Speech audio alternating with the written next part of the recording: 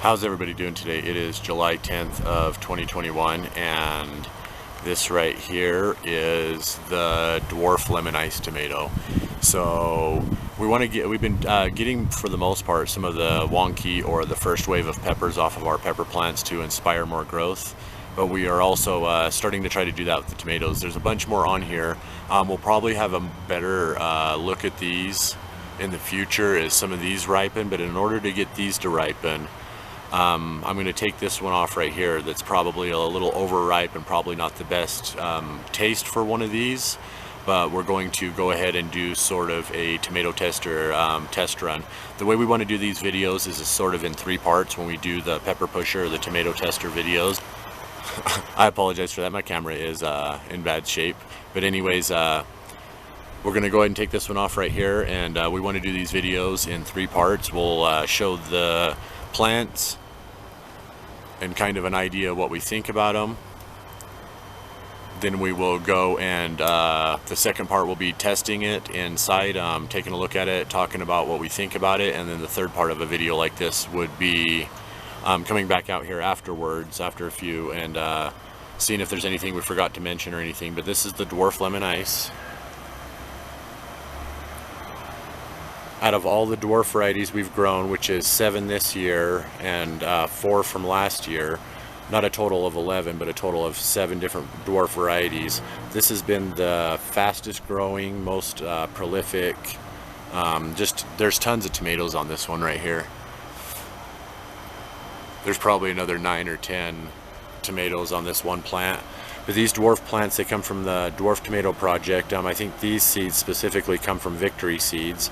They're a little bit, they're $3 or $4 a pack of seeds, but they are sort of hybrids that are crossed together with heirlooms and stuff like that to create a plant that's stocky and then repeatedly grown until the seeds are true to type. And it's almost like you would consider an heirloom, but it doesn't have the 40 or 50 years on it. But it makes it really, really easy for people who have balcony gardens or small space like we do. So the Dwarf Lemon Ice, we had this one last year. Plants are almost insane in their growth. All the dwarfs do really, really well, but the lemon ice, out of the 7 types that we've tried, has been just, it always takes off really, really fast. It always produces tons of tomatoes. Last year we saw them at our local farm market because we gave some of the plants to a vendor down there that's a friend of ours. We saw several from neighbors' yards that we had shared plants with as well. But a really, really excellent plant, a really strong, stout plant. I think that they are determinate and get to, I would say, about 5 feet tall. So it's up close to where I'm at, and I'm 6'1", so it's about right here. I love this tomato. Last year it was a little bit sour. I was wondering why it wasn't called something like a yellow heart because of its shape. The purple heart has that shape, and there's also a golden heart that has this shape. But one of our YouTube friends, CB, was bringing up that it probably has to do with the taste. Last year for us, it tasted really, really similar to a almost a yellow pear tomato. There was like a pucker bite to it that comes with some of the yellow sweet tomatoes. So maybe the lemon ice part of it is the lemon from the sour flavor of it. So it's one of those, if you like your the pucker of like a yellow pear tomato or a more soury flavored tomato, this is a really, really good one. I mean, it's going to produce tons and tons and tons, but we'll take it inside to see about slicing it and different things like that. So we love you guys. We just want to do this as a tomato tester test run video, and we'll catch you in a second. Love you. It is July 10th of 2021. All right, how's it going? So this is the Dwarf Lemon Ice tomato right here. This one is probably not the only time we'll show this one this year, but it's the first one that we had to a point where we felt like we had enough to see and talk about one in order to sit down with it.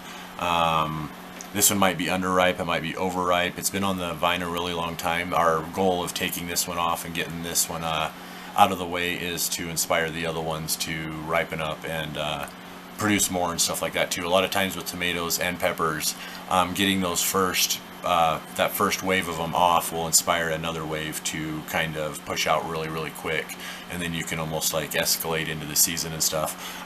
We have become stagnated in our garden with the tomatoes and the peppers because of the summer heat. We're sitting in the middle of a heat wave, and we're just hoping that we've pushed them far enough and well enough that we've got everything to a point where we can get some good production on it, because a lot of times a heat wave, if it's too hot like that, can really just stunt everything, slow it down.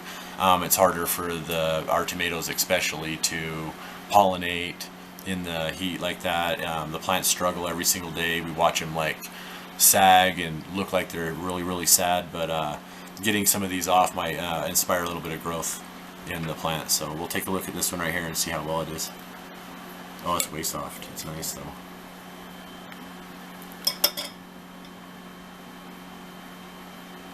Nice. This one, out of every tomato I've ever had, probably the flavor, last year was our first year trying it, the flavor on it was probably the closest to a cherry tomato, or the really sweet pucker that some tomatoes can have, that pucker flavor.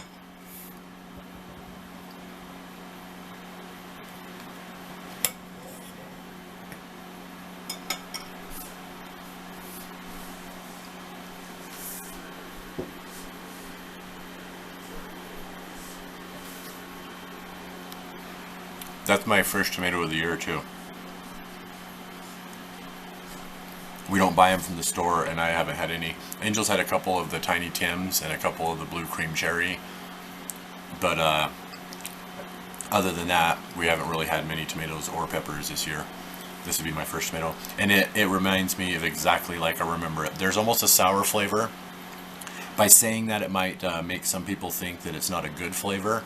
It is a good flavor. If you I keep reverting to the yellow pear in my head, is because, like, even with the black cherry tomatoes to some degree, and the atomic grape and some of the other cherry tomatoes that I've eaten, the small tomatoes almost have like a bite to them. It's almost like a sour bite, but it's not bad. It's sweet and sour at the same time, and it tastes really good.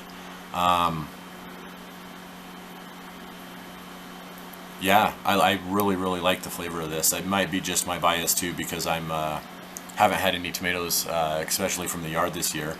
I was worried that this one might not have as good of a flavor because it being the first one on that had been there for a really long time. The only reason we're kind of getting it off is to get the other ones going, so I wasn't quite sure how I should perceive this one. It's not necessarily a slicer tomato. As you can see, it's really got a lot of juice into here. It's almost heart-shaped more than it is lemon, but I have seen them almost elongate on the top sometimes too. A little bit of a green shoulder, which reminds me of the Hawaiian pineapple or the Mr. Snow tomato a bit. But with yellow tomatoes, we usually get a super sweet flavor from yellows and oranges, and paler the tomato is, we usually get more of a muted flavor. It's less acidic flavored. This one right here, I would say, is different than both of those. It's not the super sweet flavor of like orange Hawaiian pineapple tomato, but it's also not like the muted flavor of some of the yellow tomatoes that we've had. Or white tomatoes. Yeah, or even white tomatoes. But it's really good. I'll let Angel give it a shot here real quick. My first tomato of the year. Super good stuff. Yeah, I was worried that it wasn't going to be that good. You could slice this onto sandwiches and stuff like that. Yeah, and I think homegrown tomatoes are always so much better.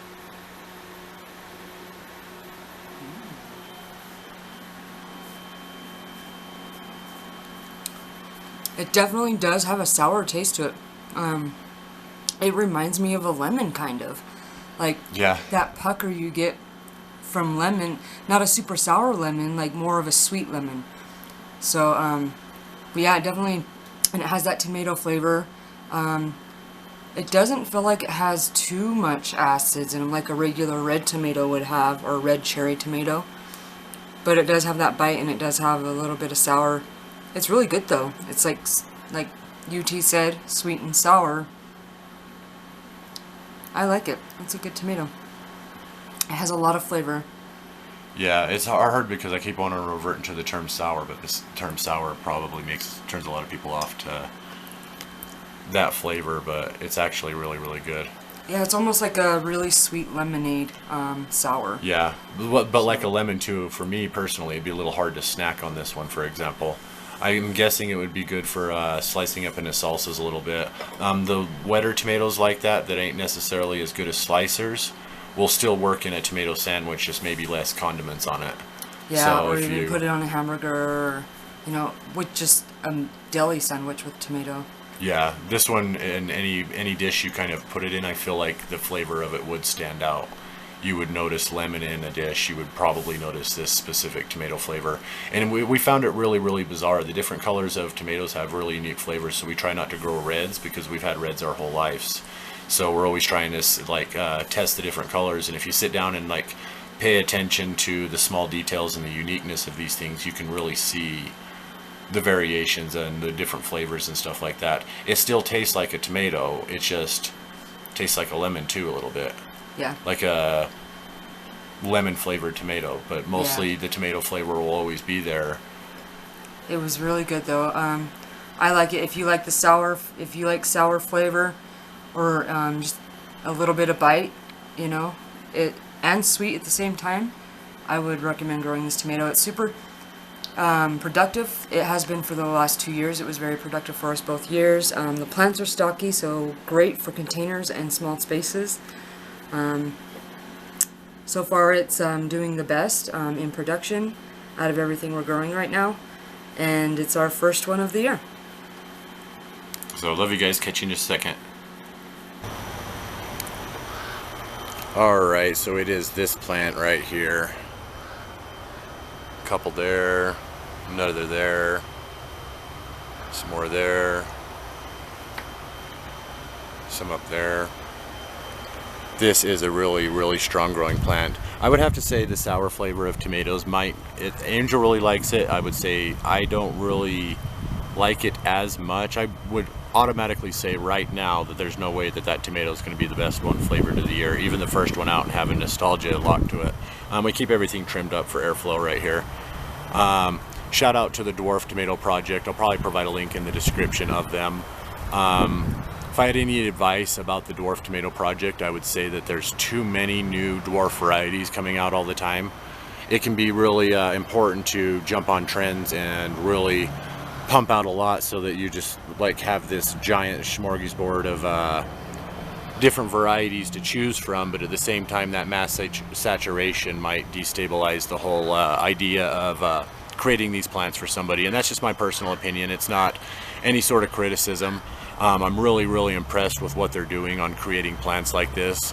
We have a super tiny yard, so it's having a plant that will grow so strong and so squat and give us a look at some tomatoes. The Mr. Snow here is a lot like a Hawaiian pineapple, just a dwarf version. The purple heart here reminded me a little bit of a Cherokee purple, especially the meatiness of it when you sliced it.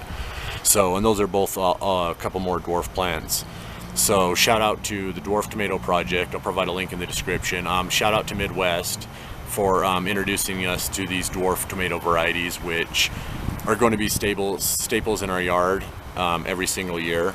We got 7 varieties this year. It's the Tasmanian Chocolate, the Dwarf Purple Heart, the Mr. Snow, the Peppermint Stripes, the Egypt Yellow, the Emerald Giant, the Lemon Ice that's here, and I know I missed one. I think I missed one. Maybe I got them all. But this tomato, even with the flavor probably not being even in my top 10 flavored tomatoes overall, it would be one that I would seriously recommend growing just because of its ease of growth and how prolific it is, and the plants immediately take off. The Mr. Snow and the Lemon Ice are the two that always seem to take off really, really quick. This will produce larger tomatoes, less of them. This one will produce almost like a cherry tomato plant will. It'll just start putting out tomatoes all over the place. So if you want a small squat plant for that, I would highly recommend growing one of these. And if you're into that really like a sweet and sour acidic pop of a tomato flavor, you would almost call it sour, then I would highly recommend this as a try, just because it might be one of your favorite flavors. But this is UT Angel and Kiddo. It is July 10th of 2021, This is kind of our first tomato tester video of actually sitting down with one of these of the year, and we love you guys, and a lot more things going on, so kind of nice. We'll be showing more of this one this year for sure. This is just a test run, so we love you guys. We'll catch you next time, and thanks for watching.